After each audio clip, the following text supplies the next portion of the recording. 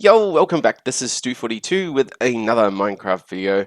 Bit of a gap between the last video and this one. As you can probably hear, I still have the remnants of a cold. That has meant I haven't really been able to talk too much. But with the time off work, I've been able to play quite a bit. So, as you can see in front of us here, we now have quite a bit of a larger base. I've made myself some nano stuff as well. Got myself a jetpack so I can actually, get around a bit easier. As you can see, I've really done quite a lot. So this episode's basically going to be a showcase kind of episode. Made a few tanks in there. That room's going to be sort of a tank room. This level, not entirely sure what I'll put here yet, but I decided that the roof needed a sort of garden, so I've started putting dirt around. Got myself one of these multi-farms running, getting me just a little bit more oak. Inside, down a couple levels, here are our tanks. So I've got some nitrogen, well, not a lot of nitrogen. Got myself some oxygen, which we need to do smelting in the blast furnace, some of the things. I've got quite a bit of oil here. I found a desert oil field, so I thought I might as well collect the oil. So collected the oil. I've been slowly turning it into nitro diesel.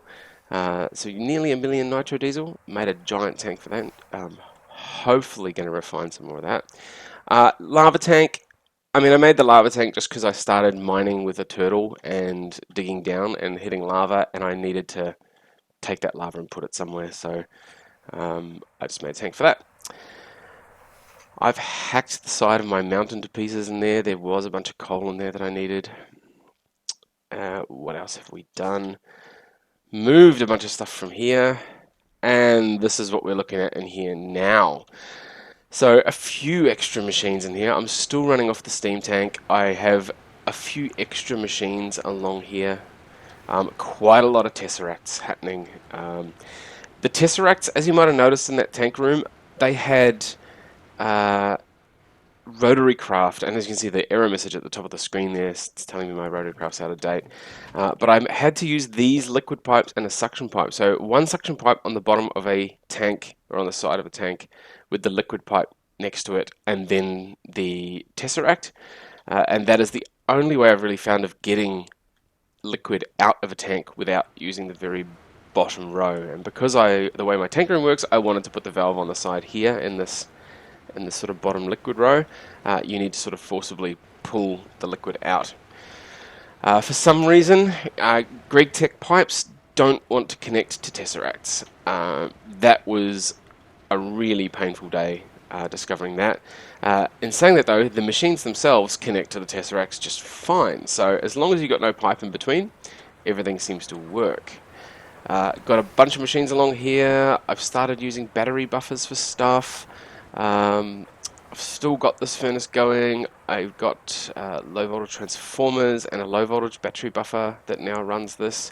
I will make an episode, in fact the very next episode when I finish recording this will be explaining why this works, because there's actually a little bit of a bug I think in GregTech where if you run this thing off 128 EU directly, you actually use a lot more power than if you try and hit the nail on the head. I'll explain that in the next episode. Anyway, I was getting too much lava, so I actually decided to use these. As you can see, golden fluid pipes were the only thing I could pipe lava into here.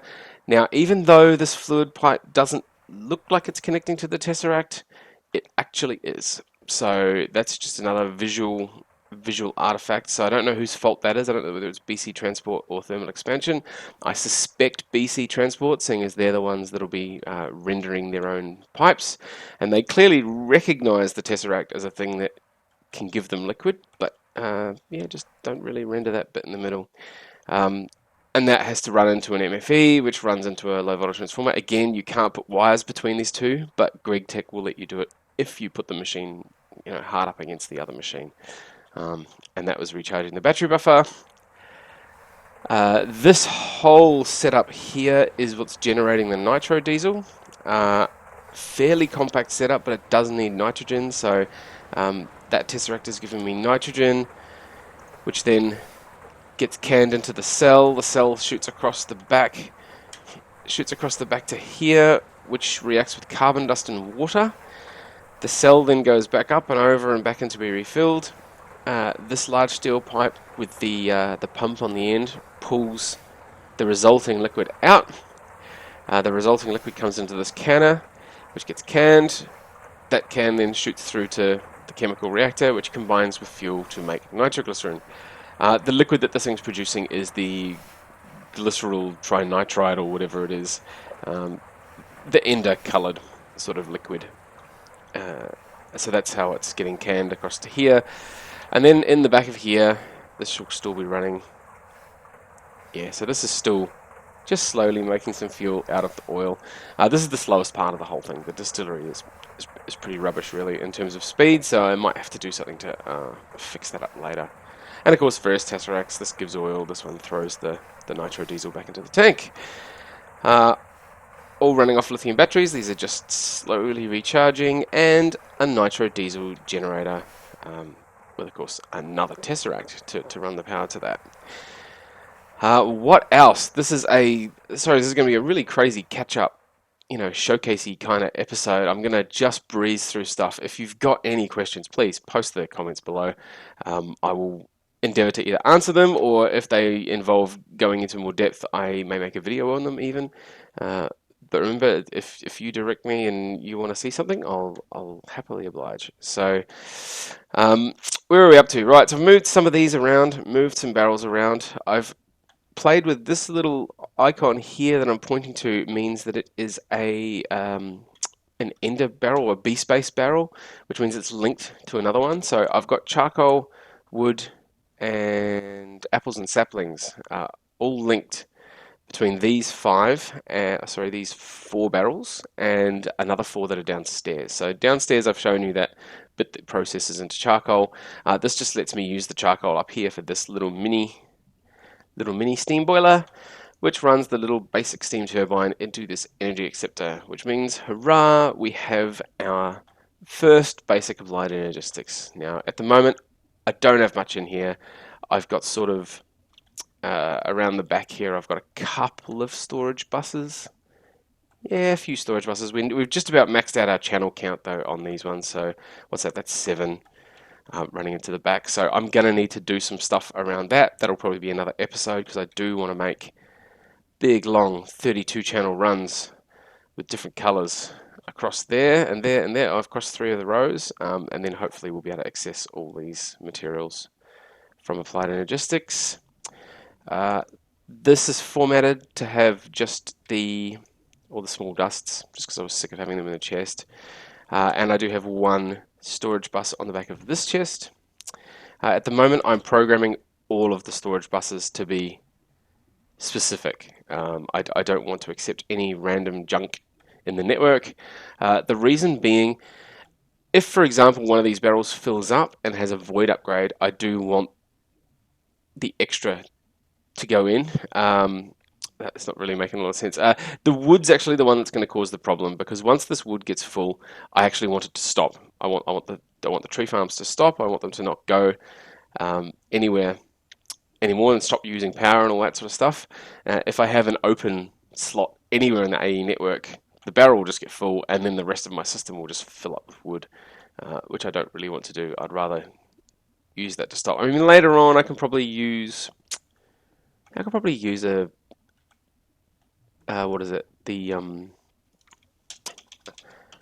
Not making a lot of sense here. Level emitter, that's the one I'm looking for. So yeah, the applied energistics. Yeah, there's a level emitter in here somewhere that basically will output a redstone signal when above a certain point. So I should be able to, yeah, I can do that. All right, that'll be another episode again. At the moment, a little bit in disarray. I've kind of moved. I've moved some furnaces over here. As you can see, my inventory's still full of a bit of half-done stuff. Barrels are sort of everywhere. So next episode, I will go into the blast furnace. But after that, I think we're going to have to crack on and do something a bit more productive. Maybe move around some of the stuff and get the rest of the applied energistics thing hooked up so that we can do some decent crafting. That is probably it, and enough of me talking for one stretch. Um, yeah, like I said, if you want to know anything about any of these parts here, how any of it works, I know some of the Greek tech's a bit difficult. I will go into the power, as I keep saying, I'll go into the power of the blast furnace in the very next episode and explain a bit more, try to explain how that works because it's a bit weird, that one. But other than that, that's all from me this time. As always, thank you very much for watching, and we will see you next time.